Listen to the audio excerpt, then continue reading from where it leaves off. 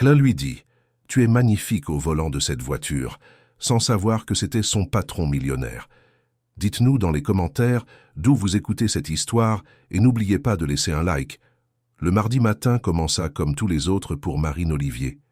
Le réveil sonna à 6 heures, pile, et elle se leva avec cette sensation de lourdeur qui était devenue sa compagne inséparable ces derniers mois. Une journée de plus chez Martin & Associés Conseil, une nouvelle pile de rapports qui l'attendait, une autre série de réunions où sa voix ne serait qu'un murmure perdu parmi tant d'autres. À 28 ans, elle ne se souvenait plus de la dernière fois où elle s'était réveillée avec l'envie d'aller travailler. Son appartement dans le 15e arrondissement était petit, mais c'était le sien. Ou plutôt, il serait le sien dans 15 ans quand elle aurait fini de payer le crédit. Les murs blancs n'avaient jamais reçu de cadre ou de photographie. Non pas qu'elle n'aimait pas la décoration, mais parce qu'elle n'avait pas le temps d'y penser. Elle n'avait le temps pour presque rien d'autre que le travail. La routine de Marine était un engrenage, précise et mécanique. Lever, douche rapide, café avalé sans le savourer. Tenue neutre et discrète, toujours dans les tons de grise ou de bleu marine, rien qui n'attire l'attention, et la course pour prendre le métro à la station Châtelet, les Halles. Ce matin-là, cependant, quelque chose de différent se produisit. Le métro avait 20 minutes de retard à cause d'une panne technique sur la ligne 1, et quand Marine arriva enfin à la station La Défense, il était déjà 8h15. Elle était officiellement en retard. Sa responsable, Lucie, une femme d'une quarantaine d'années au regard aussi tranchant qu'une lame, n'acceptait aucun retard. Peu importait que le métro soit en panne, qu'il ait plu, ou que le monde soit sur le point de s'effondrer. Pour Lucie, un engagement était un engagement. Marine courut presque de la station jusqu'à l'immeuble de verre de 12 étages, où se trouvaient les bureaux de Martin & Associés. Son cœur battait la chamade, non seulement à cause de l'effort physique, mais aussi à cause de l'anxiété qui la rongeait. Elle imaginait déjà le regard réprobateur, la remarque sarcastique, peut-être même un avertissement formel. C'était toujours comme ça. Elle pouvait travailler 12 heures d'affilée, finaliser des projets avant l'échéance, corriger les erreurs de ses collègues sans se plaindre, mais il suffisait d'un seul faux pas pour que tout cela soit oublié. C'est en traversant le portail principal et en entrant dans le parking réservé de l'entreprise, essayant de couper par l'entrée de service, que cela arriva. Elle était si concentrée sur sa marche rapide, sur son désir d'arriver au plus vite, qu'elle ne prêta presque pas attention à ce qui l'entourait. Mais soudain quelque chose la fit s'arrêter, une voiture.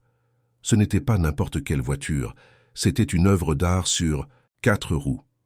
Une Chevrolet Impala décapotable de 1967, d'un bleu métallisé impeccable, avec des détails chromés qui brillaient sous la lumière matinale. La carrosserie reflétait le ciel comme un miroir liquide.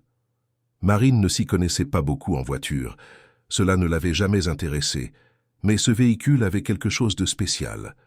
Ce n'était pas de l'ostentation pure, c'était de la nostalgie, c'était une histoire. Et au volant, il y avait un homme. Elle ne put voir son visage entièrement, seulement son profil marqué, sa posture droite, sa main ferme sur le volant en cuir clair. Il portait une chemise blanche aux manches retroussées jusqu'au coude, et il y avait quelque chose dans sa façon de tenir le volant, comme s'il était en communion avec cette voiture, qui fit faire un bond inattendu au cœur de Marine. Ce fut une impulsion, totalement hors de son contrôle. Marine n'était pas du genre à flirter, à faire des commentaires audacieux, à s'autoriser à être spontanée, mais à cet instant, fatiguée de son invisibilité, fatiguée d'être ignorée, fatiguée de vivre une vie où tout était prévisible et terne, elle ouvrit la bouche et laissa les mots s'échapper. « Vous êtes magnifique au volant de cette voiture. » Sa voix résonna clairement, presque trop fort, brisant le silence de ce mardi matin. Dès que les mots furent sortis, Marine sentit le sang lui monter aux joues. Qu'est-ce qu'elle venait de faire? Elle, qui peinait à parler en réunion, qui évitait le contact visuel avec les inconnus, venait de dire ça à un parfait étranger. Son premier réflexe fut de partir en courant, de faire comme si de rien n'était, de disparaître avant qu'il ne réagisse. Mais elle resta plantée là, figée, comme si ses pieds avaient pris racine dans le béton du parking. L'homme tourna le visage dans sa direction. Ce fut un mouvement lent, presque calculé. Ses yeux étaient sombres, profonds, et pendant un instant qui parut une éternité, il se contenta de l'observer. Il n'y avait pas de colère dans son regard, ni de moquerie, ni de gêne. Il y avait de la surprise, et autre chose, de la curiosité peut-être, ou une pointe d'amusement contenue. Il sourit. Ce fut un sourire discret, presque imperceptible, mais il était là. Les coins de sa bouche se relevèrent légèrement, et il inclina un peu la tête comme pour remercier d'un compliment inattendu. « Merci, dit-il d'une voix grave et tranquille. C'est très gentil de votre part. » Marine ne savait que dire. Elle voulait répondre, expliquer que ce n'était pas une drague facile, qu'elle avait vraiment trouvé ça beau, authentique, mais les mots refusèrent de sortir. Elle se contenta de hocher la tête rapidement et s'éloigna en direction de l'entrée du bâtiment, sentant ses jambes trembler légèrement. Lorsqu'elle passa les portes vitrées et entra dans le hall climatisé de Martin & Associés, Marine dut s'arrêter un instant, s'appuyer contre le mur et respirer profondément. Que s'était-il passé? Pourquoi avait-elle fait ça? Elle n'était pas comme ça. Elle ne l'avait jamais été. Et en plus, elle était en retard. Lucie allait la tuer. Marine monta en courant les escaliers jusqu'au 4e étage, où se trouvait le département d'analyse de marché. Elle ne voulait pas risquer d'attendre l'ascenseur. Quand elle poussa la porte en verre dépoli et entra dans l'open space avec ses rangées de bureaux gris et d'ordinateurs clignotants, elle vit que Lucie était déjà là, debout, à côté de son bureau, les bras croisés, et cette expression qui disait tout. 8h23, Marine. Vous savez que notre réunion de suivi commence à 8h30, n'est-ce pas? Désolé, Lucie. Le métro a eu du retard à cause d'une panne technique. Je suis parti de chez moi à l'heure habituelle, je vous jure. Ça ne m'intéresse pas. Si le métro n'est pas fiable, partez plus tôt. C'est aussi simple que ça. Marine baissa la tête, sentant le regard de quelques collègues sur elle. Personne ne dit rien, mais elle savait ce qu'ils pensaient. Encore. Marine, toujours un problème. Allez chercher vos affaires. La réunion, c'est maintenant. Marine laissa tomber son sac sur sa chaise, prit la tablette où elle gardait ses notes, et suivit Lucie jusqu'à la salle de réunion. C'était une petite salle avec une table ovale en bois clair et 6 chaises pivotantes. Romain, le stagiaire qui était toujours d'accord avec tout ce que disait Lucie, était déjà là, ainsi que Juliette, la coordinatrice des projets spéciaux, une femme ambitieuse et calculatrice en qui Marine n'avait jamais vraiment eu confiance, et Claude, le directeur des opérations, un homme d'une 50aine d'années qui était là depuis si longtemps qu'il semblait faire partie des meubles. « Bonjour », dit Marine, en essayant de paraître assurée. « Bonjour », répondirent-ils en chœur, sans grande émotion. Lucie alla droit au but, comme toujours. « Bon, nous avons des nouvelles importantes. L'entreprise traverse une phase de restructuration. Beaucoup d'entre vous ont dû entendre les rumeurs, mais maintenant c'est officiel. La famille Martin reprend le contrôle direct des opérations. Le fils du fondateur, qui vivait à l'étranger ces dernières années, va prendre la présidence. » Marine sentit son cœur se serrer. Restructuration signifiait généralement licenciement, coupe budgétaire. Cela signifiait que les plus invisibles seraient les premiers à partir. « Et ce n'est pas tout », continua Lucie. Avant de prendre officiellement ses fonctions, il va faire une immersion dans l'entreprise. Il va circuler dans les services, observer les processus, comprendre comment tout fonctionne. La direction a décidé qu'il le ferait de manière discrète, sans tambour ni trompette. Il sera présenté comme un consultant externe temporaire. Personne, en dehors du haut management, ne doit savoir qui il est réellement. C'est confidentiel. Compris? Tout le monde hocha la tête. Marine aussi, mais son esprit était ailleurs. Elle pensait à l'homme du parking, à la voiture bleue, au sourire discret. Elle pensait à quel point cela avait été étrangement libérateur de dire cela à voix haute, ne serait-ce que pour une seconde. La réunion s'éternisa pendant encore 1 heure. Les objectifs furent révisés, les délais ajustés, les responsabilités redistribuées. Marine nota tout mécaniquement, mais n'arrivait pas à se concentrer pleinement. Quand ils furent enfin libérés, elle retourna à son bureau et se plongea dans le travail. Elle avait 3 rapports à finaliser pour vendredi, et tous exigeaient une analyse détaillée des données financières d'entreprise du secteur de la grande distribution. Les heures passèrent. Marine se leva à peine pour déjeuner. Elle mangea un sandwich triangle à son bureau, tout en vérifiant des graphiques et des tableaux. C'était toujours comme ça. Elle travaillait plus que la plupart, mais touchait le même salaire. Elle faisait des heures supplémentaires non déclarées, mais n'était jamais promue. Elle était efficace, mais invisible. Vers 15 heures, Lucie réapparut.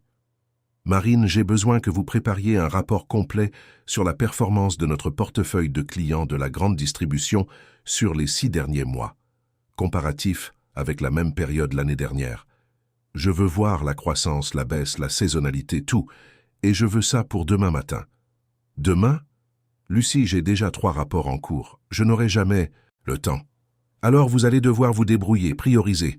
Le nouveau consultant aura besoin de ces données pour une présentation vendredi, et je ne serai pas la responsable qui livre un travail incomplet. » Marine respira profondément. Inutile de discuter. Ça ne servait jamais à rien. « D'accord, je vais le faire. »« Parfait. Je savais que je pouvais compter sur vous. » Lucie s'en alla, et Marine eut envie de crier. Mais elle ravala sa frustration, comme toujours, et se mit au travail. Quand l'horloge marqua 19 heures, le bureau était déjà presque vide. Seuls quelques employés tapaient encore sur leur clavier. Marine était épuisée. Ses yeux la brûlaient à force de fixer l'écran, et son dos lui faisait mal à cause de sa posture rigide sur la chaise. Elle avait besoin d'un café. Elle descendit au rez-de-chaussée, où se trouvait une petite cafétéria pour les employés. Alors qu'elle attendait que la machine verse le liquide sombre et fumant dans le gobelet en carton, elle entendit des pas derrière elle. Elle se retourna et faillit laisser tomber son café. C'était lui, l'homme du parking. Il était là, à quelques mètres d'elle, tenant lui aussi un gobelet de café, l'observant avec ce même regard tranquille et attentif du matin. « Salut », dit-il avec un petit sourire poli. « Salut », répondit Marine, sentant son cœur s'emballer à nouveau. « Vous travaillez ici, n'est-ce pas? Je vous ai vu sur le parking ce matin. »« Oui, je travaille au 4e étage, analyse de marché. »« Ah, je vois. Je suis Gabriel. J'ai commencé aujourd'hui comme consultant temporaire. Je découvre l'entreprise. »« Gabriel. » Le nom résonna dans l'esprit de Marine. Il n'était donc pas un simple visiteur, il était là, il allait rester. Ils allaient se croiser à nouveau. « Enchanté, Gabriel. »« Je suis Marine. »« Enchanté, Marine. Et à propos de ce que vous avez dit ce matin, » il marqua une pause, son sourire s'élargissant un peu. « Je voulais vraiment vous remercier. Cette voiture appartenait à mon père. Il est parti il y a quelques années et j'ai restauré l'Impala avec beaucoup de soin. C'est l'une des choses les plus importantes que j'ai. Alors, entendre quelqu'un dire qu'elle est magnifique, de façon si sincère, ça a beaucoup compté pour moi. » Marine sentit sa poitrine se serrer. Elle ne savait pas, elle n'en avait aucune idée. Et soudain, ce commentaire spontané prenait un poids totalement différent. « Je suis désolé pour votre perte, et je l'ai vraiment trouvé magnifique. Je n'ai pas l'habitude de faire ce genre de commentaires, mais c'est sorti tout seul. Parfois, les meilleures choses sortent toutes seules, » dit Gabriel, en la regardant d'une manière qui fit oublier à Marine où elle était, qu'elle était fatiguée, qu'elle avait un rapport qui l'attendait. « C'est vrai, » murmura-t-elle, ne sachant plus quoi dire. « Bon, je vais y retourner. J'ai encore beaucoup de choses à examiner. Mais c'était bien de vous revoir, Marine. »« C'était bien aussi, Gabriel ?» Il lui fit un léger signe de tête et quitta la cafétéria. Marine resta immobile, tenant toujours son café, essayant de digérer ce qui venait de se passer. L'homme à la voiture était le nouveau consultant, et il s'était souvenu d'elle. Il était venu lui parler. Il l'avait remercié. Pour la première fois depuis longtemps, Marine remonta au 4e étage avec un sourire discret sur le visage. Les jours suivants apportèrent une routine inattendue. Gabriel apparaissait. Pas de manière évidente, pas de manière intrusive, mais il était toujours dans les parages. Il lui demandait des rapports directement, posait des questions spécifiques sur des données, qu'il aurait pu facilement demander à Lucie ou à Juliette. Il prolongeait des conversations qui auraient pu être réglées en 2 minutes. « Marine, vous avez les chiffres sur les impayés du trimestre ? » ?»« Oui, bien sûr. Je vous les envoie par email tout de suite. Serait-il possible que vous me les expliquiez en personne ? Je préfère comprendre le contexte avant de regarder seulement les chiffres. » Et ainsi, ils passaient une demi-heure à discuter.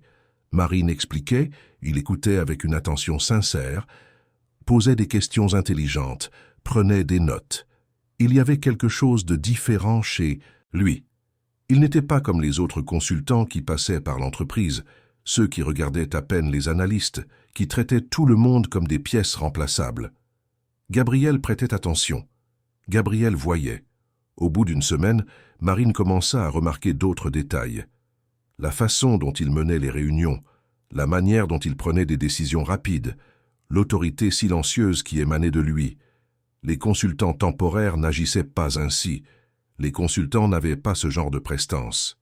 Elle commença à se méfier. Un soir, après que tout le monde soit parti, Marine fouina dans le système interne de l'entreprise. Rien d'illégal, juste de la curiosité. Elle chercha le nom de Gabriel dans les registres des consultants externes. Rien. Elle chercha dans les contrats de prestataires de services. Rien.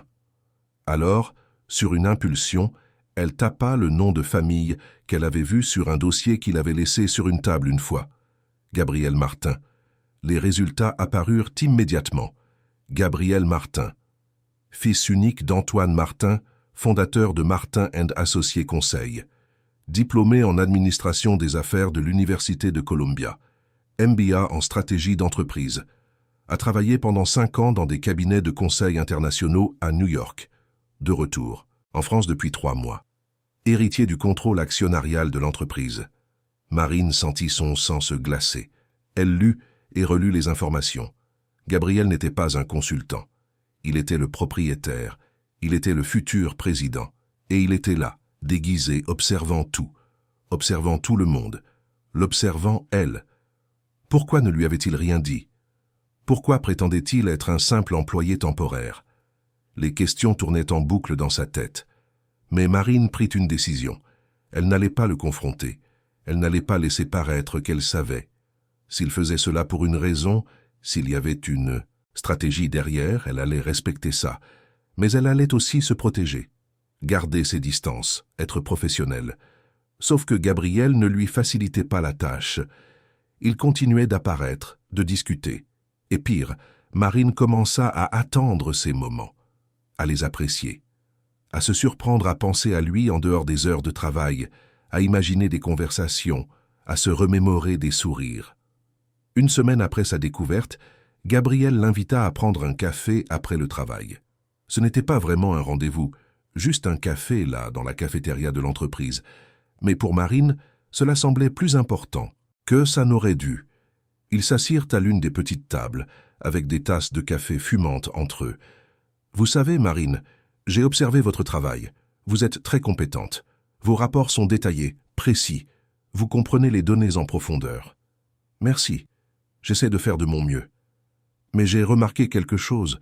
Vous êtes invisible ici. » Marine leva les yeux, surprise. « Comment ça? Personne ne vous voit. Personne ne reconnaît votre valeur. Vous travaillez plus que la plupart, vous livrez de meilleurs résultats, mais vous n'en recevez aucun crédit. Pourquoi acceptez-vous cela? Parce que ça a toujours été comme ça, répondit Marine, avec une sincérité qui la surprit elle-même. Depuis que je suis arrivée ici, il y a 4 ans, j'ai appris que si on ne fait pas de bruit, personne ne vous entend. Et je ne sais pas faire de bruit. Je ne suis pas comme Juliette, qui sait se mettre en avant. Je ne suis pas comme Romain, qui sait flatter. Je sais seulement travailler. Et vous pensez que c'est suffisant?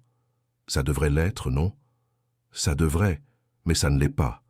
Du moins pas dans cet endroit. Marine respira profondément. Pourquoi me dites-vous ça? Vous me connaissez à peine. Parce que je reconnais quand quelqu'un mérite plus que ce qu'il reçoit. Et vous le méritez. Il y eut un silence chargé.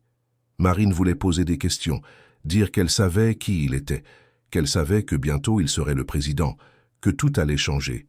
Mais elle ne dit rien. Elle le regarda simplement et vit quelque chose qui l'effraya. Elle vit qu'il s'en souciait vraiment. « Merci, Gabriel, vraiment.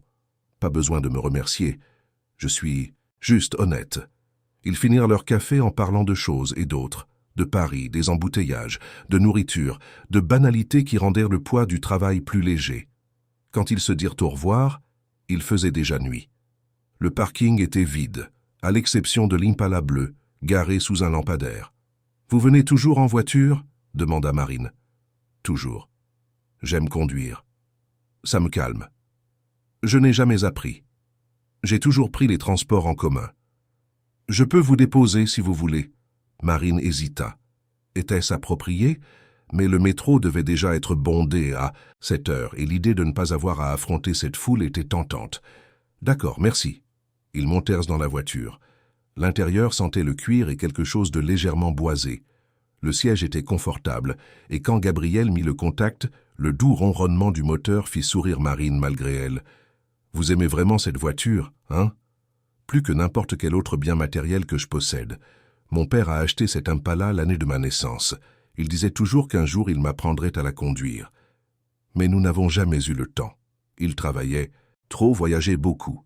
Quand il est parti, la voiture était abandonnée dans un garage, couverte de poussière. J'ai mis 2 ans à la restaurer entièrement. Chaque vis, chaque pièce a été choisie avec soin. Ce n'est pas juste une voiture, c'est le lien que j'ai encore avec lui. Marine sentit ses yeux la piquer. Cette histoire était triste et belle à la fois. Il serait fier de voir comment vous en avez pris soin. Je l'espère. Le trajet jusqu'au 15e arrondissement fut silencieux mais confortable. Marine regardait par la fenêtre, voyant la ville défiler, les lumières, les immeubles, les gens qui couraient. Quand Gabriel s'arrêta devant son immeuble, elle n'eut pas envie de descendre. « Merci pour le trajet. »« De rien. Je peux le refaire si vous voulez. » Marine sourit. « J'aimerais bien. » Et ainsi, sans plan, sans intention, quelque chose commença à se former entre eux. Quelque chose auquel aucun des deux n'était préparé. Les trajets en voiture devinrent une habitude. Pas tous les jours, mais assez fréquemment pour que Marine commence à les attendre. Gabriel demandait toujours de manière décontractée, comme si c'était sans importance. « Tu prends le métro aujourd'hui ? Je peux te déposer si tu veux. » Et Marine acceptait toujours, essayant de paraître indifférente, mais sentant à l'intérieur cette bonne anxiété, cette attente qui faisait battre son cœur un peu plus vite. Pendant les trajets, il parlait de tout, de musique, de livres, de la folie de vivre à Paris. Gabriel racontait des histoires de l'époque où il vivait à New York, des différences culturelles, du froid qui mordait la peau en hiver. Marine parlait de son enfance en province, à Avignon, de comment elle était venue à la capitale à 18 ans avec une valise et beaucoup de rêves, et comment ces rêves s'étaient transformés en factures à payer et en tableurs interminables. Il y avait une connexion. C'était indéniable. Marine sentait qu'elle pouvait être elle-même avec Gabriel, sans masque, sans avoir besoin de prétendre être plus forte ou plus compétente qu'elle ne l'était vraiment. Et il semblait apprécier cela. Il semblait aimer écouter, comprendre, être présent. Mais Marine portait le poids du secret. Elle savait qui il était. Elle savait que bientôt, tout allait changer. Elle savait que ce déguisement de consultant temporaire avait une date d'expiration. Et cela la laissait partager. Car en même temps qu'elle voulait profiter de chaque instant à ses côtés, elle sentait qu'elle vivait un mensonge. Ou pire, que c'était lui qui en vivait un. Un après-midi, Gabriel se présenta à son bureau avec une expression différente. Il y avait quelque chose de déterminé dans son regard, mais aussi une hésitation que Marine n'avait pas l'habitude de voir. « Marine, vous êtes libre maintenant ? Ça dépend. De quoi avez-vous besoin ? Ce n'est pas pour le travail. Je voudrais vous parler, mais pas ici. On peut aller dans la salle de réunion du 6e étage. Elle est vide en ce moment. » Marine sentit un frisson la parcourir. Allait-il révéler qui il était ? Avait-il découvert qu'elle savait ? Elle respira profondément et acquiesça. Bien sûr, allons-y. Ils montèrent ensemble dans l'ascenseur, en silence. Le 6e étage était réservé à la direction et aux grandes réunions. Il était rare que quelqu'un du niveau de Marine y monte. Quand ils entrèrent dans la salle, Gabriel ferma la porte derrière eux. C'était une grande pièce, avec une immense table en verre et des chaises en cuir noir. Les fenêtres offraient une vue panoramique sur Paris, avec des bâtiments s'étendant à perte de vue. Gabriel resta un moment immobile, regardant par la fenêtre. Marine attendit, sans savoir à quoi s'attendre. « Je dois vous dire quelque chose », commença-t-il en se tournant pour lui faire face. « Quelque chose que j'aurais dû dire depuis le début, mais je ne l'ai pas fait parce que je voulais comprendre les choses par moi-même, sans le poids de mon nom de famille. » Marine sentit son cœur s'emballer. C'était le moment. Il allait tout révéler. Mais avant qu'il ne puisse continuer, la porte s'ouvrit brusquement. Juliette entra, un dossier à la main et une expression de surprise feinte. « Oh, pardon. Je ne savais pas que la salle était occupée. Je suis venu chercher des documents que j'avais laissés ici tout à l'heure. » Gabriel se retourna, clairement agacé par l'interruption. « Ce n'est rien, Juliette. Servez-vous. » Juliette se dirigea vers le bout de la table, prit un dossier qui se trouvait sur la surface en verre et jeta un regard rapide à Marine, un regard qui en disait long. C'était un regard d'évaluation, de curiosité, peut-être d'envie. Marine connaissait bien ce regard. Juliette avait toujours été compétitive, avait toujours voulu être au centre de l'attention, et voir Marine seule, avec Gabriel dans cette salle, devait la déranger. « Vous travaillez sur un projet spécial tous les deux ?» demanda Juliette avec un sourire qui n'atteignait pas ses yeux. « On discute juste de quelques données, » répondit Gabriel d'un ton neutre. « Je vois. Bon, je ne vais pas vous déranger plus longtemps. À plus tard. » Elle sortit, mais la magie du moment était rompue. Gabriel soupira, passant une main dans ses cheveux sombres. « Désolé, j'aurais dû fermer à clé. »« Ce n'est pas grave. Qu'est-ce que vous alliez me dire ?» Gabriel hésita de nouveau. Puis il secoua la tête. « Vous savez quoi, laissez tomber. Ce n'est pas le bon moment, retournons-y. » Marine voulait insister, dire que tout allait bien, qu'il pouvait lui faire confiance, mais elle ne dit rien. Elle se contenta d'acquiescer, et ils retournèrent ensemble au 4e étage, en silence. Cette nuit-là, Marine ne parvint pas à dormir. Elle se tourna et se retourna dans son lit, pensant à tout, à Gabriel, à Juliette, à la complexité de la situation. Elle savait qu'elle devait garder ses distances, que cela ne mènerait à rien, que lorsque la vérité éclaterait, tout s'effondrerait. Mais en même temps, elle ne pouvait s'empêcher de penser à lui. Les jours suivants apportèrent plus de tension. Juliette commença à se rapprocher de Gabriel. Elle proposait son aide sur des projets, engageait la conversation, tenait à montrer sa compétence. Marine observait tout de loin, essayant de ne pas s'en soucier, mais s'en souciant de plus en plus. Une semaine plus tard, l'entreprise organisa un événement interne. C'était pour célébrer les 30 ans de la fondation de Martin & Associés, et tous les employés étaient invités. L'événement aurait lieu dans le bâtiment même, dans la salle de réception du 8e étage, qui était rarement utilisée. Il y aurait un cocktail, de la musique live, des discours de la direction. Marine n'avait pas envie d'y aller, mais Lucie avait clairement indiqué que la présence était obligatoire. Le soir de l'événement, Marine enfila une robe bleu marine simple, discrète, rien de tape à l'œil. Elle attacha ses cheveux en un chignon lâche et se maquilla légèrement. Quand elle arriva dans la salle, il y avait déjà beaucoup de monde. L'endroit était décoré de lumière douce, de tables avec des amuse-gueules et des boissons, et un petit groupe jouait du jazz en fond sonore. Marine prit une coupe de vin blanc et se tint dans un coin, observant. Elle vit Lucie discuter avec animation avec quelques directeurs. Elle vit Juliette rire aux éclats, entourée de collègues. Elle vit Romain essayer d'impressionner quelqu'un du haut management. Et elle vit Gabriel. Il était de l'autre côté de la salle, seul lui aussi, observant lui aussi. Il portait une chemise bleu clair et un pantalon de costume noir. Il était sérieux, pensif, et quand ses yeux croisèrent ceux de Marine, il sourit. Ce fut un petit sourire, presque imperceptible pour qui ne le connaissait pas, mais Marine le vit. Et le sentit. Elle détourna rapidement le regard, feignant de s'intéresser à quelque chose, mais son cœur s'était déjà emballé. Quelques minutes plus tard, elle sentit une présence à ses côtés. « Vous avez l'air de beaucoup vous amuser », dit Gabriel d'un ton ironique.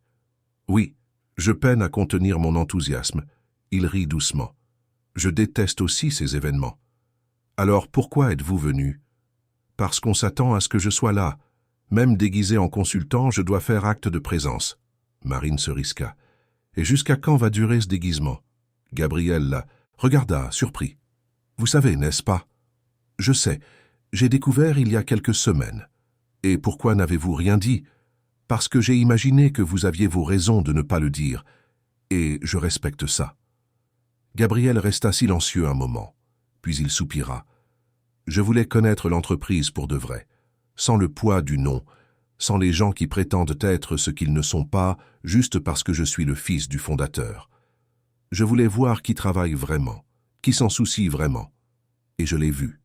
Je vous ai vu. » Marine sentit sa poitrine se serrer. « Pourquoi moi ?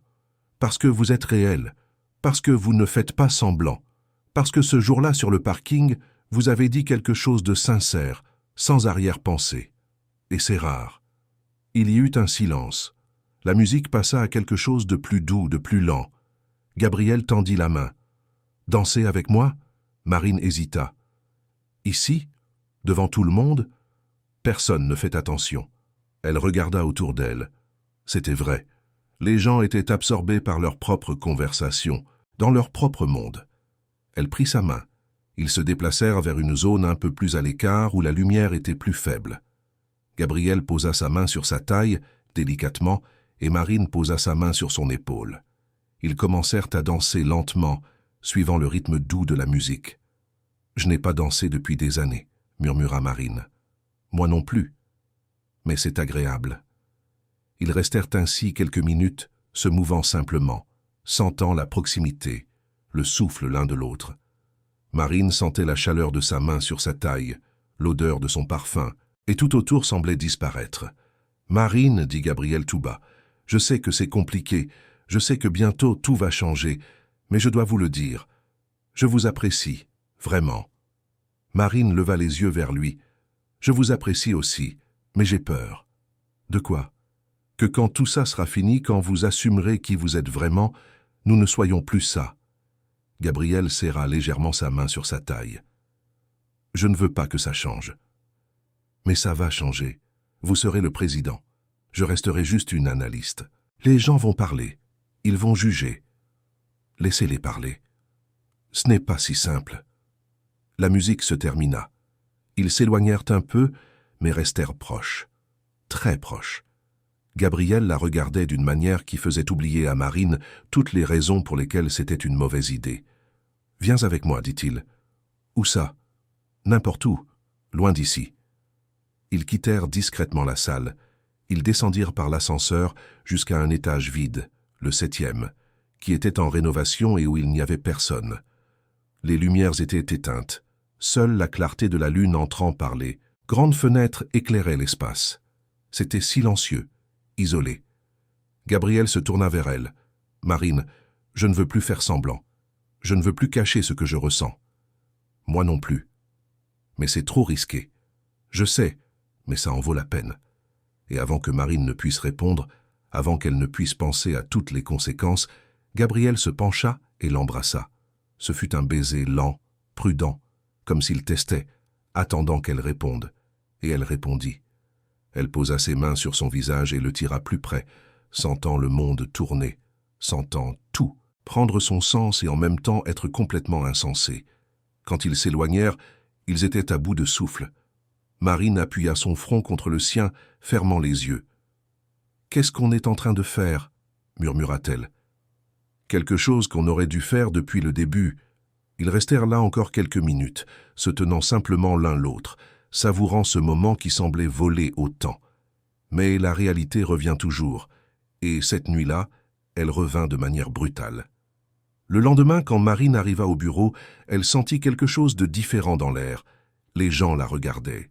Il y avait des chuchotements, des regards furtifs, des sourires contenus. Elle essaya d'ignorer, mais la sensation que quelque chose n'allait pas était trop forte. Quand elle alluma son ordinateur, elle avait des dizaines de messages sur la messagerie interne de l'entreprise. Tous de personnes qu'elle connaissait à peine. Tous avec le même contenu, une vidéo. Marine cliqua sur l'un des messages. La vidéo se lança. C'était sombre, granuleux, clairement filmé de loin. Mais on voyait parfaitement. Elle et Gabriel, au 7e étage, s'embrassant. L'angle était en plongée, probablement d'une caméra de sécurité que quelqu'un avait piratée. Le sang de Marine se glaça. Son estomac se noua. Elle sentit le sol se dérober sous ses pieds. « Non, non, non !» Elle regarda autour d'elle. Tout le monde la regardait. Certains avec pitié, d'autres avec une curiosité morbide, d'autres avec moquerie. Lucie était debout près de la porte, les bras croisés et une expression de profonde désapprobation. Juliette était à son bureau, regardant Marine avec un sourire de satisfaction qui confirmait tous les soupçons. « Marine, il faut que je vous parle. Maintenant, » dit Lucie d'une voix glaciale. Marine se leva, sentant ses jambes trembler. Elle suivit Lucie jusqu'à la salle de réunion. Quand la porte se referma, Lucie lâcha tout. « À quoi pensiez-vous ? Vous réalisez ce que vous avez fait ? Ce que cela va faire à votre réputation ? À la réputation de l'entreprise ? Lucie, ça ne m'intéresse pas. Vous vous êtes impliquée avec un consultant, pire, avec quelqu'un qui évalue l'entreprise. C'est un manque de professionnalisme. C'est inacceptable. » Marine essaya de respirer, d'essayer de penser, mais tout tournait. Ce n'était pas prévu, c'est arrivé. C'est arrivé. Quelle explication est-ce là? Vous êtes une adulte, Marine. Vous connaissez les conséquences. Et quelle sera la conséquence? Vous allez me licencier? Lucie hésita. Pas encore. Mais vous serez écarté des réunions stratégiques jusqu'à ce que la direction décide quoi faire. Et je vous suggère de vous tenir à l'écart de lui, pour le bien de votre carrière. Marine sortit de la salle de réunion en état de choc. Elle se rassit à son bureau, mais ne put travailler. Elle ne pouvait penser à rien d'autre qu'à la vidéo, aux messages, aux regards. Elle voulait disparaître, être n'importe où sauf là. Quand elle regarda son téléphone, elle vit un message de Gabriel. « Il faut qu'on parle. Urgent. » Elle ne répondit pas. Elle ne savait pas quoi dire. Comment le regarder après ça? Comment gérer la honte, l'exposition? La journée s'éternisa comme une éternité. Chaque minute était une torture. Marine sentit dans sa chair le poids du jugement, la cruauté des commentaires chuchotés, la sensation d'être réduite à une erreur. À la fin de la journée, quand tout le monde commença à partir, Gabriel apparut. Il était sérieux, tendu. « Marine, il faut qu'on parle. »« Pas ici, » dit-elle d'une voix faible. « Alors allons, ailleurs. Ma voiture est sur le parking. » Ils descendirent ensemble, mais cette fois il n'y avait pas de légèreté, seulement du poids. Quand ils entrèrent dans l'Impala, Marine s'effondra enfin. Les larmes vinrent sans permission, silencieuses, mais intenses. « Je suis désolé, » dit Gabriel en lui tenant la main. « Je n'aurais jamais imaginé que ça arriverait, que quelqu'un nous filmerait, que ça fuiterait. Qui a fait ça? Qui a eu accès aux caméras? Je ne sais pas, mais je vais le découvrir. Et alors, qu'est-ce que ça va changer? Le mal est fait. Tout le monde a vu, tout le monde sait. Je vais arranger ça, Marine, je te le promets. Comment? Tu ne peux pas effacer la vidéo. Tu ne peux pas effacer ce que les gens pensent. » Gabriel serra sa main. « Je vais assumer. Je vais dire à tout le monde qui je suis. Je vais clarifier que ce n'était pas de la manipulation ni du favoritisme. Que c'est réel. Et tu penses que ça va aider? Tu penses que les gens vont te croire? Je ne sais pas, mais je dois essayer. » Marine le regarda, cet homme qui était entré dans sa vie de manière si inattendue, qui l'avait fait se sentir vue, valorisée, vivante. Et maintenant, tout s'effondrait. « Gabriel, peut-être qu'on devrait prendre nos distances, au moins pour l'instant. Non, je ne veux pas ça. Mais c'est la bonne chose à faire, c'est ce qui nous protège, c'est ce qui te protège. Je n'ai pas besoin de protection, j'ai besoin de toi. » Marine sentit son cœur se briser, mais elle prit la décision la plus difficile de sa vie. Elle retira sa main, ouvrit la portière et descendit. « Désolé, Gabriel, je ne peux pas. » Elle s'éloigna en marchant sans se retourner, sachant que si elle le faisait, elle reviendrait. Et elle ne pouvait pas revenir. Pas maintenant. Pas comme ça. Gabriel resta là, la regardant s'éloigner, sentant tout s'effondrer. Et pour la première fois depuis longtemps, il ne savait pas quoi faire. Les jours suivants furent un cauchemar éveillé. Marine essayait de garder contenance, mais chaque regard qu'elle recevait, chaque chuchotement qu'elle entendait, était comme une lame coupant sa dignité. Elle arrivait tôt, restait tard, s'enterrait dans le travail pour prouver qu'elle était plus que cette vidéo, plus qu'un scandale. Mais peu importait ses efforts, la tâche était là, visible de tous. Gabriel tenta de l'approcher plusieurs fois. Il lui envoyait des messages, l'attendait sur le parking, apparaissait à la cafétéria aux mêmes heures où elle avait l'habitude d'aller. Mais Marine l'esquivait. Elle répondait par monosyllabes, inventait des excuses, gardait ses distances. Non pas qu'elle ne voulait pas être près de lui, mais parce que chaque interaction alimentait les ragots, les jugements. Une semaine après la fuite, la direction convoqua une réunion d'urgence. Tous les responsables et coordinateurs furent appelés. Marine n'était pas sur la liste, mais Lucie y était. Et quand elle revint 2 heures plus tard, son expression était encore plus fermée que d'habitude. « Marine » appela-t-elle en lui faisant signe de la suivre. « Il faut qu'on parle, encore. » Elles entrèrent dans la salle de réunion. Cette fois, elles n'étaient pas seules. Claude, le directeur des opérations, était également là, ainsi que quelqu'un du service juridique, une femme d'une 50aine d'années, sérieuse, avec des lunettes à monture fine et un dossier volumineux entre les mains. « Asseyez-vous, Marine, dit Claude en désignant une chaise. Marine s'assit, sentant son estomac se nouer. Que se passait-il? Pourquoi le service juridique était-il là? La femme ouvrit le dossier et en sortit quelques documents. « Mademoiselle Olivier, mon nom est Maître Patricia Moreau. Je suis du conseil juridique de l'entreprise. Nous avons été informés d'une situation délicate vous impliquant et nous devons éclaircir certains points. »« Quelle situation ?» demanda Marine, essayant de garder une voix ferme. « Il est venu à notre connaissance que vous avez eu accès à des informations confidentielles sur les stratégies futures de l'entreprise. Des informations qui ne devraient être accessibles qu'au haut management et aux consultants autorisés. Nous aimerions savoir comment vous avez obtenu l'accès à ces données. » Marine fronça les sourcils. « De quoi parlez-vous? Je n'ai accès qu'aux données qu'on me transmet pour mes rapports. Rien de plus. Alors comment expliquez-vous ceci ?» Patricia posa un document sur la table. C'était un tableur avec des données financières extrêmement détaillées, y compris des projections de fusion et acquisition qui étaient négociées en secret.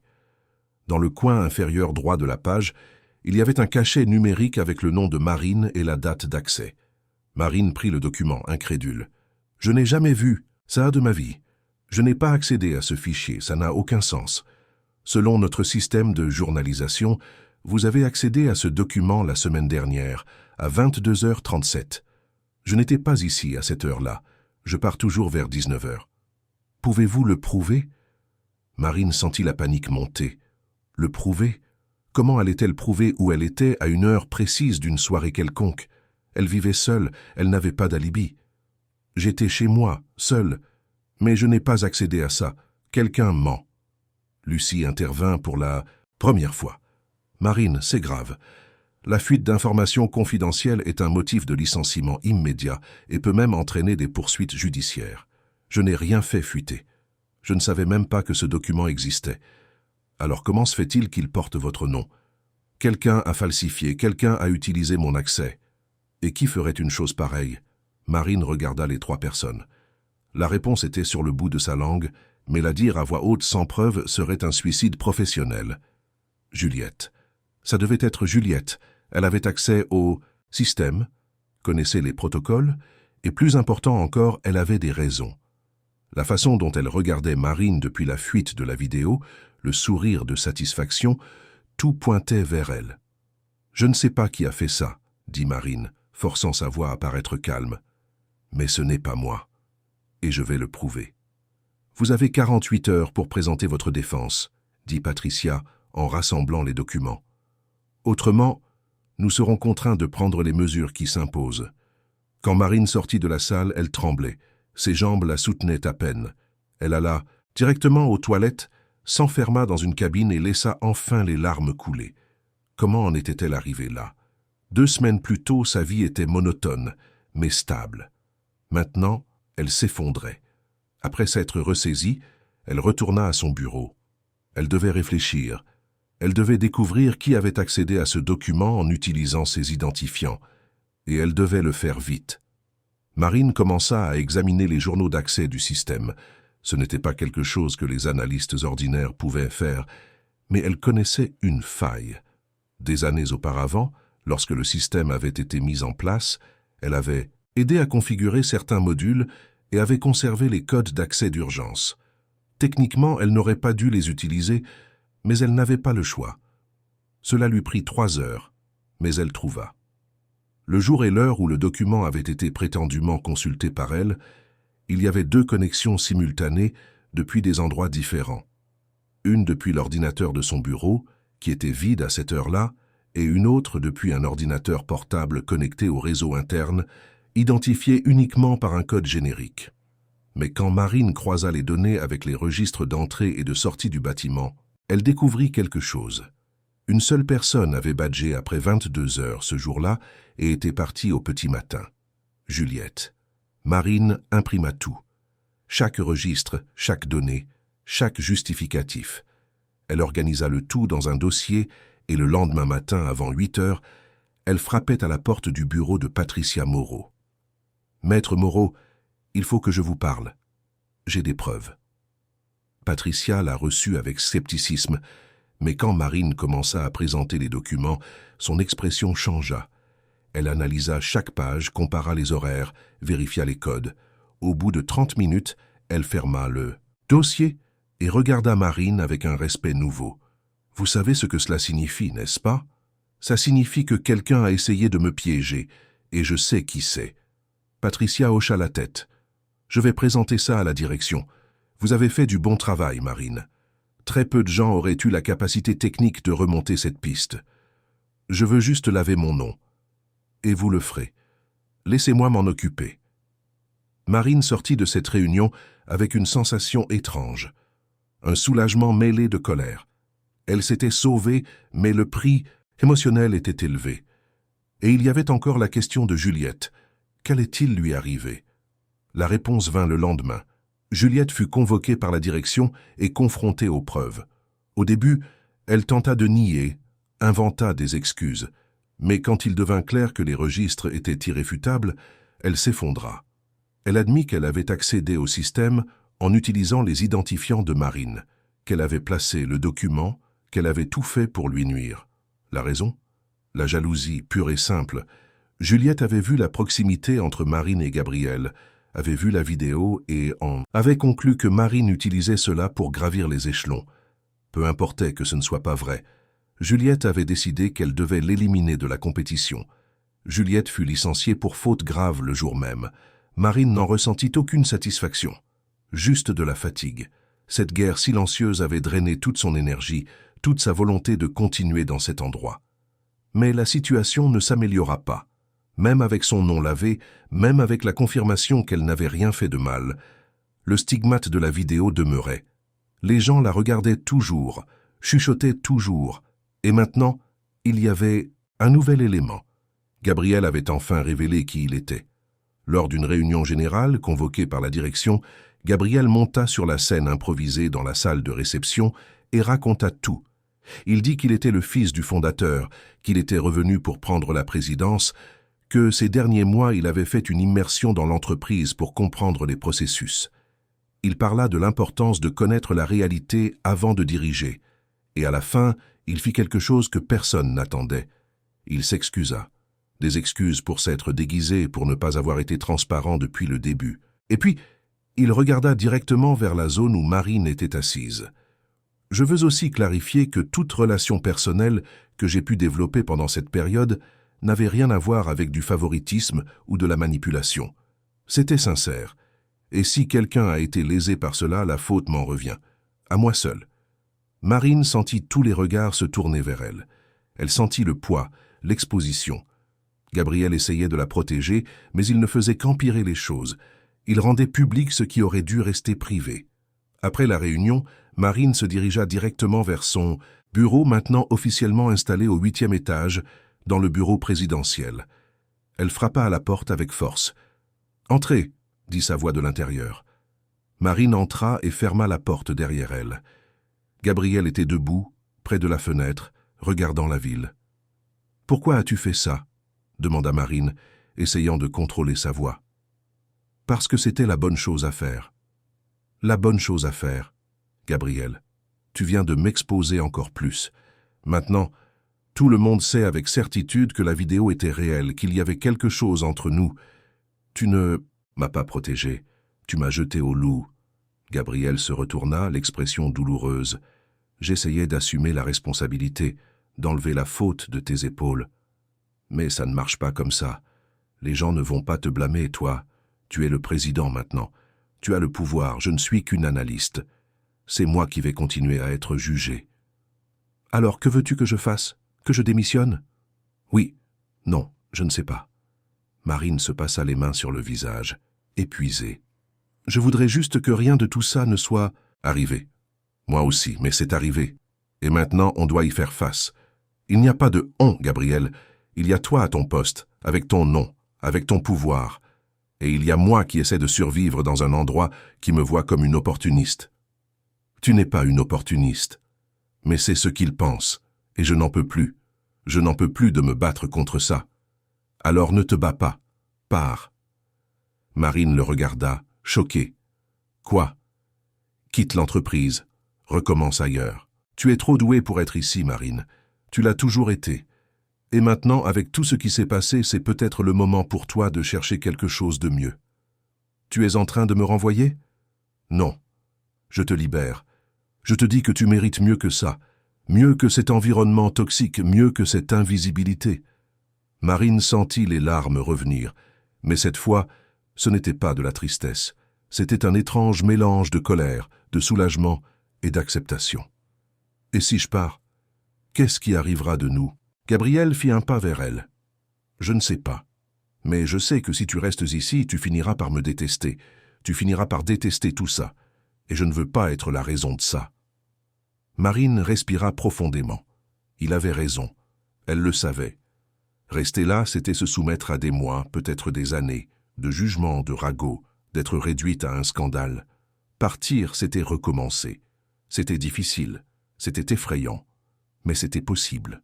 « D'accord, » dit-elle d'une voix ferme. « Je vais partir, mais pas pour toi, pour moi. » « Je sais. » Marine se tourna. Pour partir, mais s'arrêta à la porte. « Gabriel, c'était réel entre nous, n'est-ce pas? Ce n'était pas que dans ma tête. » C'était réel. Et ça l'est toujours. Alors peut-être qu'un jour, quand tout ça sera du passé, on se retrouvera, pour de vrai, sans mensonge, sans secret, sans entreprise entre nous. J'attendrai ce jour. Marine sortit du bureau le cœur brisé, mais avec une nouvelle détermination. Elle allait partir d'ici. Elle allait trouver quelque chose à elle, quelque chose que personne ne pourrait lui enlever. Et elle allait se prouver à elle-même qu'elle était plus que cet endroit, plus que ce moment. La semaine suivante, Marine remit sa lettre de démission. Lucie tenta de la convaincre de rester, non par bonté, mais parce que perdre une analyste compétente était mauvais pour le département. Mais Marine fut inflexible. Elle effectua son préavis de 30 jours en travaillant en silence, finalisant des projets, organisant des dossiers, sans faire de vagues. Gabriel tenta de lui parler quelquefois pendant cette période, mais Marine garda ses distances. Non pas qu'elle ne voulait pas le voir, mais parce qu'elle en avait besoin. Elle avait besoin de cet espace pour guérir, pour se renforcer, pour découvrir qui elle était sans lui. Le dernier jour de travail, Marine vida son bureau. 4 ans résumés dans une boîte en carton avec quelques objets personnels. Une tasse qu'elle avait reçue à un Secret Santa, un cadre avec une photo de famille, un carnet de notes. Au moment de partir, Gabriel apparut dans le couloir. « Tu ne dis pas au revoir. Je pense que les adieux prolongés sont pires. Je peux te déposer? Une dernière fois ?» Marine hésita, puis elle acquiesça. « D'accord, une dernière fois. » Ils descendirent ensemble jusqu'au parking. L'Impala était là, brillante comme toujours. Ils montèrent en silence. Gabriel conduisit dans les rues de Paris, sans destination précise, juste pour conduire. « Tu iras bien ?» demanda-t-il après un moment. « J'irai, j'y arrive toujours. »« Et qu'est-ce que tu vas faire maintenant ?»« Je ne sais pas encore. J'ai quelques économies. Je vais prendre du temps pour réfléchir, pour me reposer. Et après, je chercherai quelque chose à moi, quelque chose qui me rendra heureuse. Tu le mérites. »« Je sais. » Marine regarda par la fenêtre. « Et toi? Tu iras bien. En tant que président ?» Gabriel sourit, mais c'était un sourire triste. « Je ferai de mon mieux, mais ce ne sera pas facile sans toi dans les parages. Tu t'y habitueras. » « Je ne veux pas m'y habituer. » Ils s'arrêtèrent devant l'immeuble de Marine. Elle prit la boîte sur la banquette arrière et se tourna vers lui une dernière fois. « Merci, Gabriel, pour tout. Malgré tout le chaos, je ne regrette rien. Moi non plus. Et Marine, quand tu seras prête, quand tout ça ne sera plus qu'un mauvais souvenir, cherche-moi, s'il te plaît. Peut-être que je le ferai. Peut-être. » Elle descendit de la voiture et monta à son appartement sans se retourner. Et quand elle ferma enfin la porte, elle se permit de s'effondrer. Elle pleura tout ce qu'elle avait retenu, toute la douleur, toute la frustration, toute la perte. Mais au fond de ses larmes, il y avait aussi de l'espoir. Parce que pour la première fois depuis longtemps, Marine était aux commandes de sa propre vie. Et cela valait chaque larme. Les premiers jours de liberté furent étranges. Marine se réveillait à la même heure que d'habitude, par pure habitude. Mais il n'y avait plus de précipitation, plus de course vers le métro, plus de Lucie qui l'attendait avec des exigences. Il y avait seulement le silence. Et dans ce silence, pour la première fois depuis des années, elle parvint à s'entendre. Les premiers jours, elle ne fit que se reposer. Elle dormit tard, regarda des films qu'elle avait reportés depuis des mois, lut des livres qui s'empilaient sur son étagère depuis son arrivée à Paris. Elle s'autorisa simplement à exister, sans culpabilité, sans pression. Mais au bout d'une semaine, le silence commença à peser. Elle avait besoin d'un but. Marine commença à réfléchir à ce qu'elle voulait vraiment faire. L'analyse de marché était quelque chose qu'elle maîtrisait, mais ça n'avait jamais été une passion. C'était juste un travail, un moyen de payer les factures. Ce qu'elle aimait vraiment, c'était l'organisation. Créer des systèmes qui fonctionnent, aider les petites entreprises à se structurer. C'était comme ça depuis sa jeunesse. Quand elle vivait à Avignon, elle aidait sa mère à organiser les finances de la petite pâtisserie qu'elle tenait. Elle adorait la sensation de voir les chiffres prendre un sens, de transformer le chaos en ordre. Et si elle en faisait son métier? Et si elle créait son propre cabinet de conseil axé sur les petites entreprises, sur les entrepreneurs qui n'avaient pas les moyens d'engager de grands cabinets, mais qui avaient désespérément besoin d'aide pour s'organiser? L'idée fit son chemin. Marine commença à faire des recherches, des tableurs, à calculer les coûts.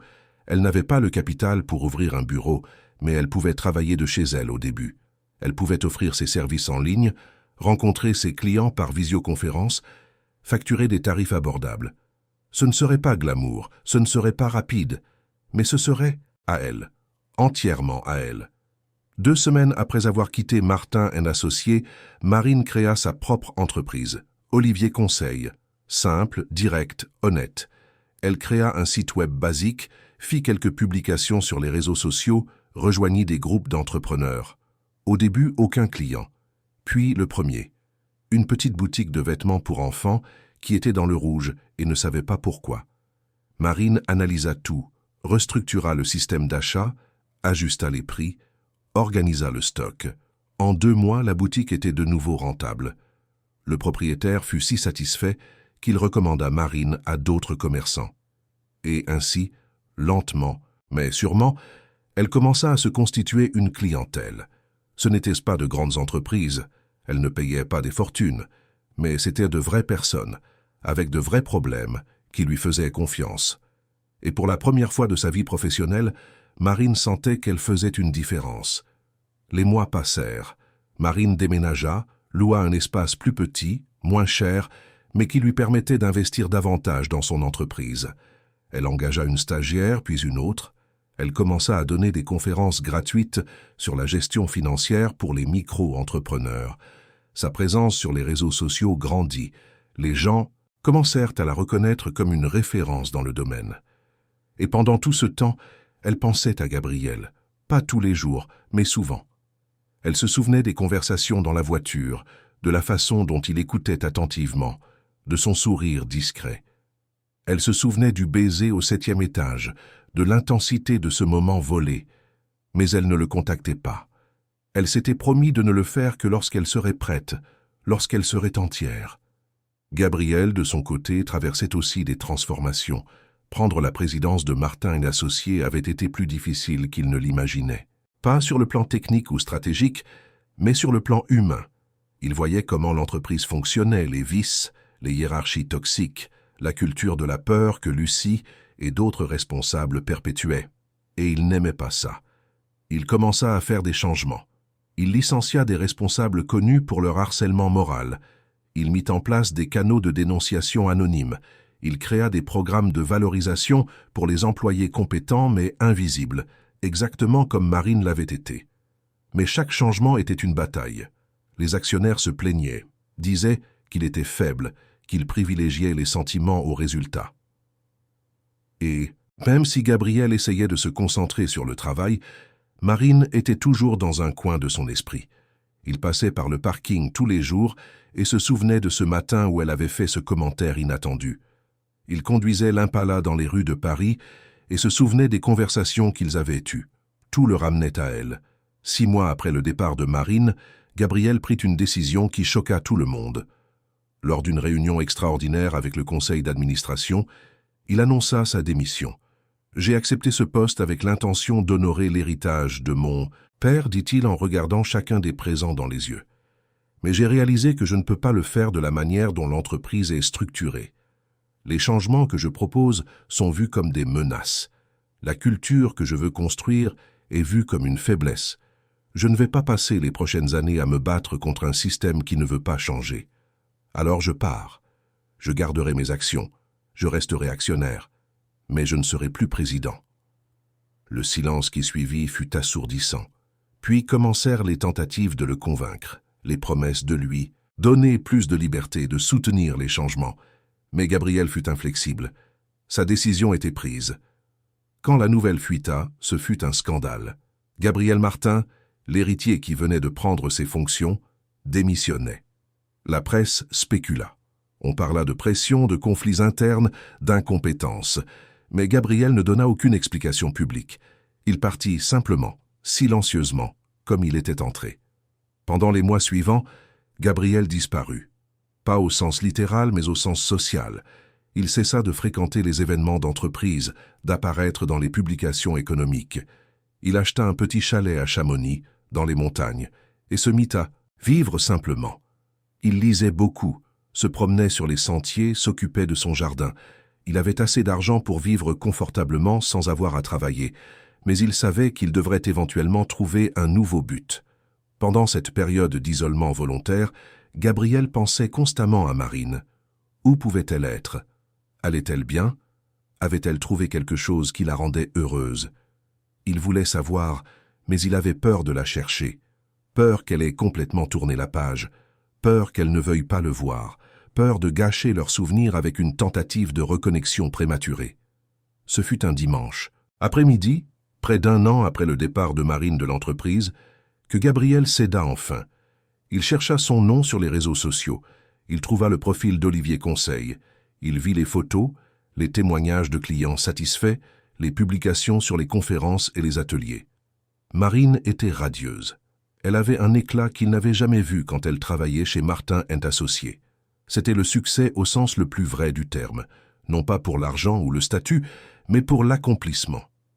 Gabriel ressentit de la fierté, mais aussi un manque, le manque de cette connexion, de cette sensation d'être complet qu'il n'avait ressenti qu'à ses côtés. Il passa encore quelques mois à observer de loin. Il voyait quand elle postait quelque chose de nouveau, quand elle gagnait un client important, quand elle célébrait de petites victoires. Mais il n'interagissait pas. Il observait simplement, comme un spectateur silencieux d'une vie dont il aurait aimé faire partie. Jusqu'au jour où Marine posta quelque chose de différent. Une photo d'elle devant un petit bureau commercial. La légende disait « Après un an de travail à domicile, nous avons enfin un espace physique, petit, mais à nous. Merci à tous, ceux qui ont cru et soutenu. On continue de grandir ensemble. » L'adresse était dans la description. C'était dans le Marais, un quartier de Paris que Gabriel connaissait bien. Il regarda ce poste pendant des heures. Était-ce un signe? Était-ce le moment de se montrer? Ou serait-ce intrusif? Il décida de ne pas décider tout de suite. Mais il garda l'adresse. Il la garda comme une possibilité, une porte qu'il aurait peut-être un jour le courage de franchir. Marine, de son côté, pensait aussi à Gabriel, surtout le soir quand le travail était terminé et que le silence de l'appartement l'enveloppait. Elle se demandait comment il allait, s'il était toujours à la présidence de Martin & Associés, s'il avait trouvé quelqu'un. Parfois, elle faillit chercher des nouvelles de lui, mais s'arrêtait toujours à mi-chemin. Elle avait peur de ce qu'elle pourrait trouver, peur de découvrir qu'il avait tourné la page, qu'il était peut-être marié, heureux sans elle, mais au fond, elle gardait espoir. Elle gardait le souvenir de cette dernière demande qu'il lui avait faite. « Cherche-moi quand tu seras prête. » Et elle sentait qu'elle s'en approchait. Pas complètement prête, peut-être ne le serait-elle jamais complètement, mais plus forte, plus entière, plus elle-même. 1 an et demi après son départ de Martin & Associés, Marine eut une surprise. Elle reçut une invitation pour donner une conférence lors d'un grand congrès sur l'entrepreneuriat à Paris. C'était un événement important avec des milliers de participants et le thème de sa conférence serait sur la manière dont les petites entreprises peuvent rivaliser avec les grandes corporations grâce à l'authenticité et à la connexion humaine. Marine accepta. C'était effrayant, c'était un défi, mais c'était aussi une validation de tout ce qu'elle avait construit. Le jour de l'événement, elle arriva tôt, nerveuse. L'auditorium était immense, avec une capacité de 500 personnes. Quand elle monta sur scène et regarda le public, elle vit qu'il était plein. Elle parla pendant 40 minutes. Elle parla de son parcours, de ses erreurs, de ses réussites, de l'importance de construire quelque chose qui ait un vrai sens. Elle parla sans lire de notes, se connectant simplement avec les gens qui l'écoutaient. Et quand elle eut terminé, elle reçut une ovation debout. Après la conférence, des dizaines de personnes vinrent lui parler, demander des conseils, remercier, partager leurs propres histoires. Marine passa des heures à discuter, à se connecter, à aider. Quand elle réussit enfin à quitter l'auditorium, c'était déjà la fin de l'après-midi. Elle se dirigeait vers le parking quand elle vit quelque chose qui fit s'arrêter son cœur. Une Chevrolet Impala bleue. Elle était garée sur une place à l'écart, loin des autres voitures. La carrosserie brillait sous la lumière orangée du crépuscule. Marine s'arrêta, sentant ses jambes flageoler. Était-ce lui, après si longtemps? Elle marcha lentement vers la voiture. En s'approchant, elle vit qu'il n'y avait personne à l'intérieur. Mais adossé au capot, il y avait un homme de dos, regardant l'horizon. Elle reconnaîtrait cette silhouette n'importe où. « Gabriel ?»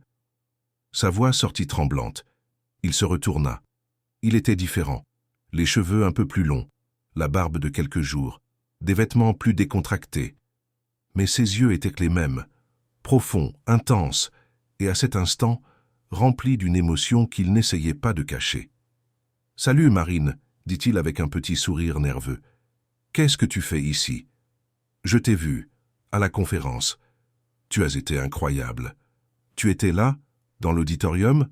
Au fond, je ne voulais pas te déranger. » Marine sentit ses yeux la piquer. « Gabriel, je sais, ça fait longtemps, et j'aurais dû prévenir que je viendrais, mais j'avais peur que tu dises non. » Je n'aurais jamais dit non.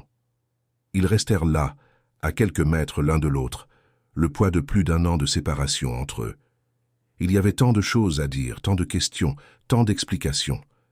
Mais aucune ne semblait urgente à ce moment-là. « Tu as quitté l'entreprise, » dit Marine, non pas comme une question, mais comme une constatation. Elle avait fini par chercher, elle avait découvert. « Je suis parti. Je ne pouvais plus rester là sans toi. Et j'ai réalisé que je n'ai jamais voulu être président. Je voulais être moi-même, et je ne savais pas qui c'était. » « Et tu as découvert ?»« Je suis en train de découvrir, tout comme toi. » Marine fit un pas vers lui. « J'ai pensé à toi. Beaucoup. Mais je devais d'abord faire ça seul. Je devais me prouver que j'en étais capable. Et tu en as été capable, plus que capable. Tu as construit quelque chose de magnifique, Marine. Merci. Et toi, qu'as-tu fait? J'ai essayé de découvrir qui je suis sans le nom de mon père, sans l'entreprise, sans les attentes. Ça a été difficile, mais ça a été honnête.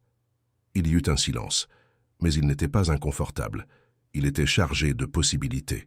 « Gabriel, pourquoi es-tu venu aujourd'hui? » « Parce que j'avais besoin de te voir. J'avais besoin de savoir s'il y avait encore une chance. Je sais que je n'ai le droit de rien demander. Je sais que j'ai fait partie du désordre qu'a été ta vie il y a 1 an et demi. Mais je ne pouvais pas avancer sans savoir si toi, peut-être, tu ressentais encore quelque chose. » Marine respira profondément. « Gabriel, je n'ai jamais cessé de ressentir. J'ai essayé. Je te jure que j'ai essayé. Mais tu es toujours là. » Elle posa sa main sur sa poitrine. « Tu l'as toujours été. Alors peut-être qu'on peut essayer à nouveau, de la bonne manière cette fois, sans mensonge, sans secret, sans entreprise entre nous. J'aimerais ça, beaucoup. » Gabriel s'approcha enfin. Il posa ses mains sur son visage délicatement, comme s'il tenait quelque chose de fragile et de précieux. « Je t'aime, Marine. Je crois que je t'ai toujours aimé, depuis ce jour sur le parking. » Marine sentit les larmes couler. « Je t'aime aussi, et nos conversations en voiture me manquent. » Gabriel sourit, ce sourire qu'elle avait gardé en mémoire. « Alors on en aura d'autres, autant que tu voudras. » Il l'embrassa. C'était différent du baiser au 7e étage.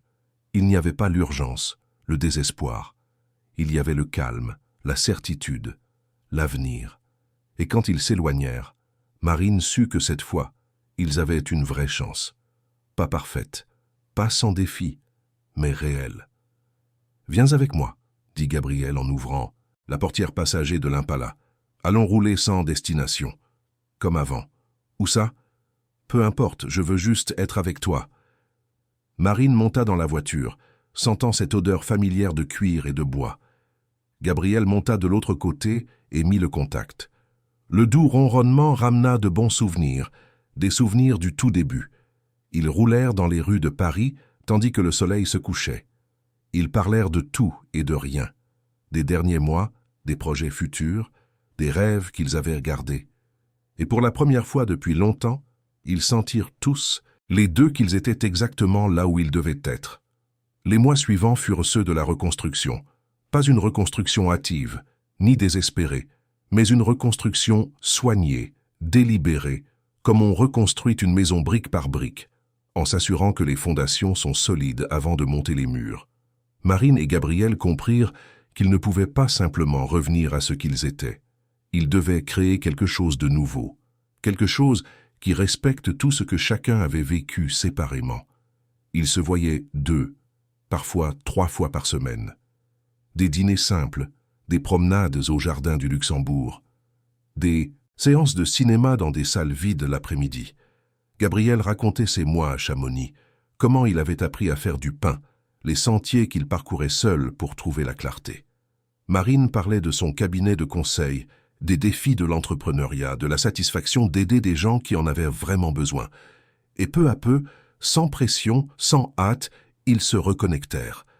Pas comme avant, quand tout était interdit et urgent, mais de manière plus profonde, plus vraie. Il y avait de la confiance maintenant, il y avait de la transparence. Gabriel commença à l'aider dans son cabinet. Pas officiellement, pas comme associé, mais comme quelqu'un qui comprenait la stratégie, qui avait de l'expérience en gestion. Il relisait des présentations, suggérait des approches, participait à des réunions quand Marine le demandait. Et il le faisait avec humilité, sans essayer de prendre le contrôle, en respectant que c'était son projet à elle. Marine, de son côté, aida Gabriel à trouver un nouveau but. Elle voyait comment il s'illuminait quand il parlait de changer les systèmes, de créer des environnements de travail plus humains. Elle lui suggéra d'investir là-dedans, pas en retournant chez Martin & Associés, mais en créant quelque chose à lui. Un cabinet de conseil axé sur la transformation organisationnelle, la culture d'entreprise, le leadership éthique. L'idée grandit. Gabriel commença à faire des recherches, à développer des méthodologies, à se connecter avec d'autres professionnels du secteur. En 6 mois, il avait créé Martin Développement Organisationnel. Petit, mais avec un objectif clair. Et contrairement à ce qui se passait dans l'entreprise de son père, là, il pouvait faire les choses comme il le croyait, sans concession, sans la pression des actionnaires ne voulant que des résultats financiers. C'est à cette époque que quelque chose d'inattendu se produisit. Martin & Associés contacta Gabriel.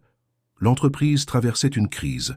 Après son départ, 2 présidents différents avaient tenté de prendre la relève, mais aucun n'avait réussi à maintenir la stabilité. Des employés importants partaient, des clients annulaient des contrats. Le climat organisationnel était pire que jamais. Et la direction, désespérée, voulait que Gabriel revienne. Il refusa. Mais il fit une contre-proposition. Il offrit les services de Martin Développement Organisationnel pour mener une mission de conseil approfondi dans l'entreprise. Pas en tant que président, pas en tant que propriétaire, mais en tant que consultant externe. Quelqu'un qui pourrait diagnostiquer les problèmes et proposer de vraies solutions, pas des palliatifs. La direction accepta. Et ainsi, ironiquement, Gabriel retourna dans l'entreprise de son père.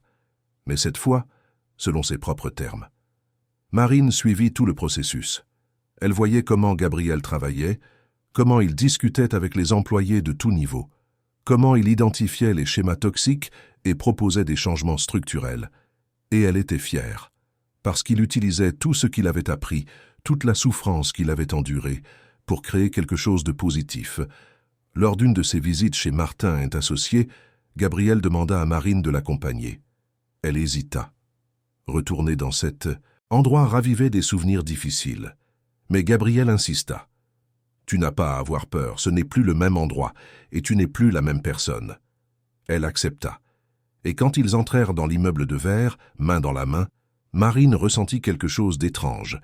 Ce n'était plus de la douleur, c'était un sentiment de clôture. Elle vit des visages familiers. Certains la saluèrent avec respect, d'autres détournèrent le regard. Mais peu importait. Cela n'avait plus de pouvoir sur elle.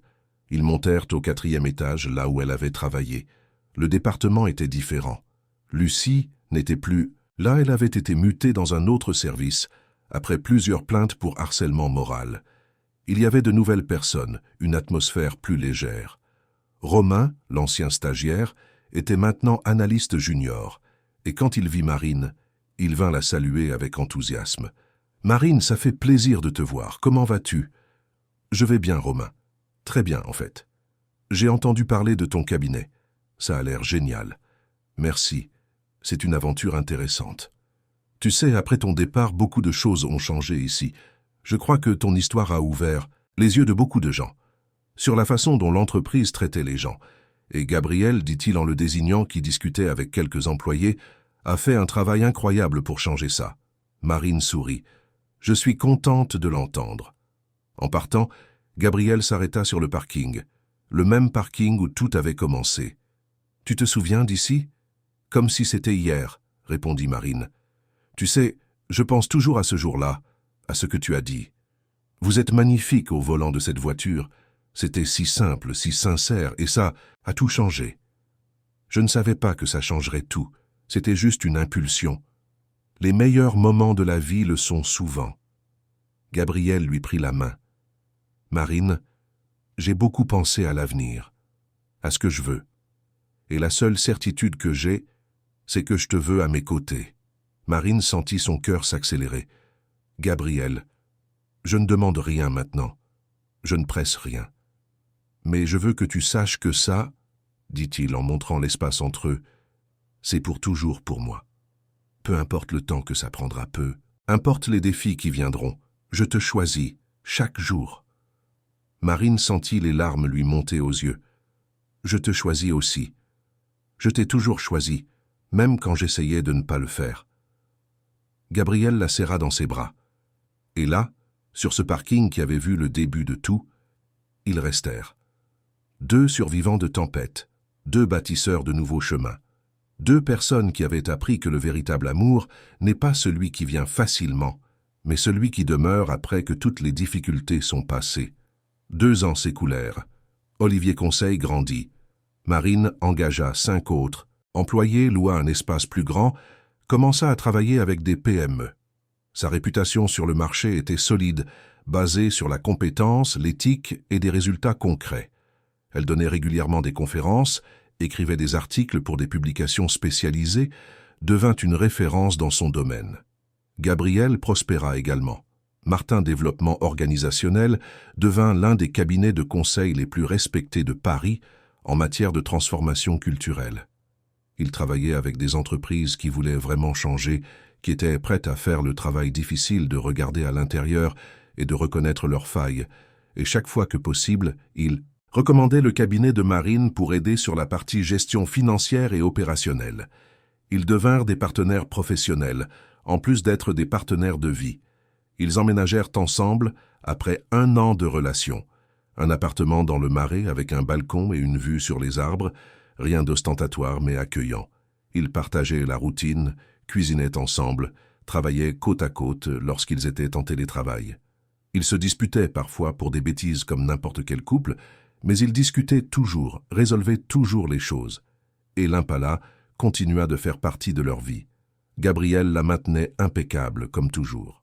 Et le dimanche, quand ils voulaient fuir la ville, ils roulaient jusqu'à la côte ou en campagne. Juste eux deux et la route ouverte devant eux. Ce fut lors d'un de ces voyages, en direction de Chamonix, que Gabriel arrêta la voiture à un belvédère. La vue était à couper le souffle, des montagnes verdoyantes s'étendant jusqu'à l'horizon, l'air froid et pur remplissant les poumons. « Viens voir », dit-il en sortant de la voiture. Marine le suivit. Ils restèrent là, admirant le paysage, dans un silence confortable. « Marine », commença Gabriel en se tournant vers elle, « je t'ai amenée ici, parce que cet endroit signifie beaucoup pour moi. C'est ici que je suis venu quand j'étais perdu, quand je ne savais pas qui j'étais.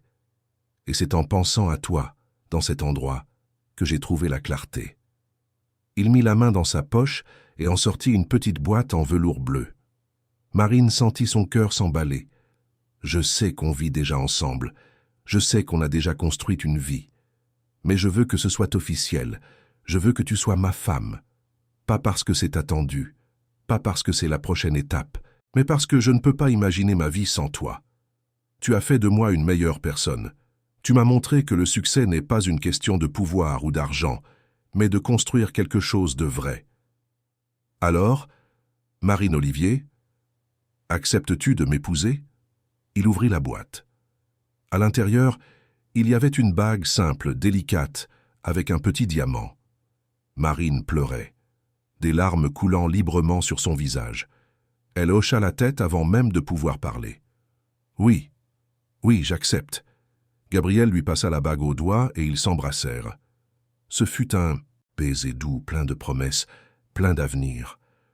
En retournant à la voiture, Marine le regarda, cet homme qui était entré dans sa vie de manière si inattendue, qui avait tout chamboulé, qui l'avait fait douter, souffrir, grandir. Et elle ressentit de la gratitude. Gratitude d'avoir eu le courage de dire cette phrase ce mardi matin-là. Gratitude d'avoir affronté tout ce qui avait suivi. Gratitude de ne pas avoir abandonné. « Tu sais ce qui est drôle ?» dit Marine, tandis que Gabriel reprenait la route. « Si quelqu'un m'avait dit ce jour-là sur le parking que ce commentaire allait changer toute ma vie, je ne l'aurais jamais cru. Parfois, les meilleures choses commencent par les plus petits gestes. C'est vrai. Et tu sais quoi d'autre? Je te trouve toujours magnifique au volant de cette voiture. » Gabriel rit. « Et je te remercie toujours de l'avoir dit, parce que ça m'a fait réaliser que parfois, la bonne personne te voit quand tu n'essaies même pas d'impressionner qui que ce soit. » Ils se marièrent 6 mois plus tard, lors d'une cérémonie petite et intime. Juste la famille proche et les vrais amis, pas d'ostentation, pas de luxe inutile. La cérémonie eut lieu dans une ferme en province, avec une décoration simple, de la cuisine maison, de la musique live. Marine portait une robe blanche fluide, sans extravagance. Gabriel, un costume gris clair.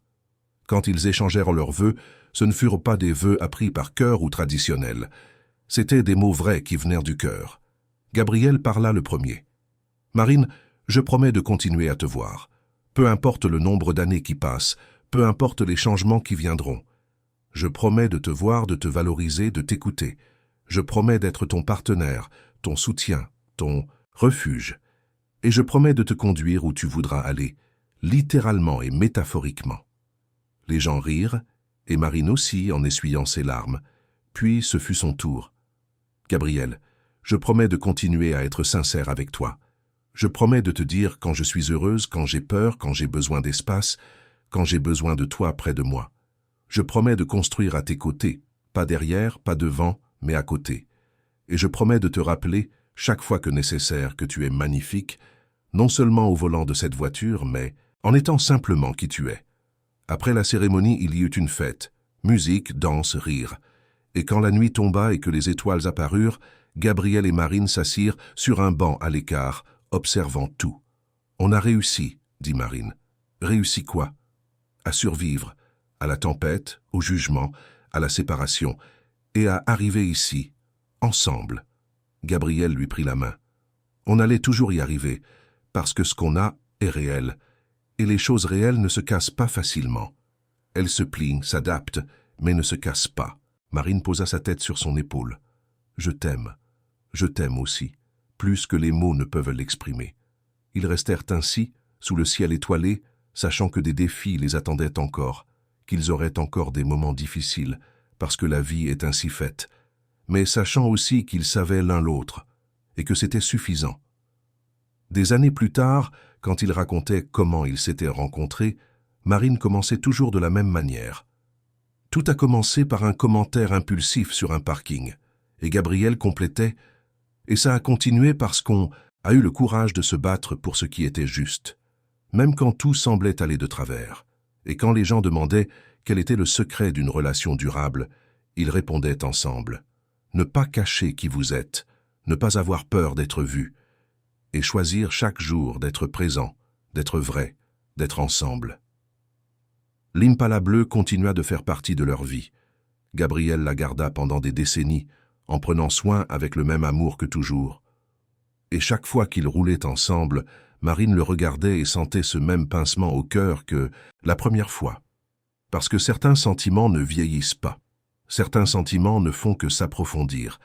Et chaque fois qu'il s'arrêtait à un feu, chaque fois que Gabriel manœuvrait la voiture avec cette aisance naturelle, Marine souriait.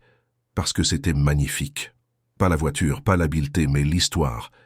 Leur histoire, l'histoire de deux personnes qui s'étaient rencontrées au moment le plus improbable, qui avaient été séparées par les circonstances les plus difficiles, mais qui avaient retrouvé le chemin l'une vers l'autre, parce que c'était écrit, ça l'avait toujours été. Et quand ils eurent des enfants, des années plus tard, et que ces enfants demandaient comment papa et maman s'étaient rencontrés, Gabriel prenait les clés de l'Impala, invitait toute la famille à faire un tour, et pendant le trajet, ils racontèrent l'histoire. La vraie histoire, avec les erreurs, les difficultés, les larmes, parce qu'ils voulaient que leurs enfants sachent que le véritable amour n'est pas un conte de fées, c'est du travail, c'est un choix, c'est du courage. Mais quand c'est réel, ça vaut chaque seconde de lutte. Et Marine, écoutant Gabriel raconter ce jour sur le parking, ce commentaire qui a tout changé, ajoutait toujours la même chose à la fin.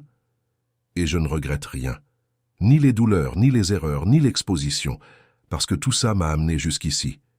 Et ici, c'est exactement là où je veux être. Gabriel la regardait dans le rétroviseur, souriait et acquiesçait. Ici, c'est exactement là où nous voulons tous être.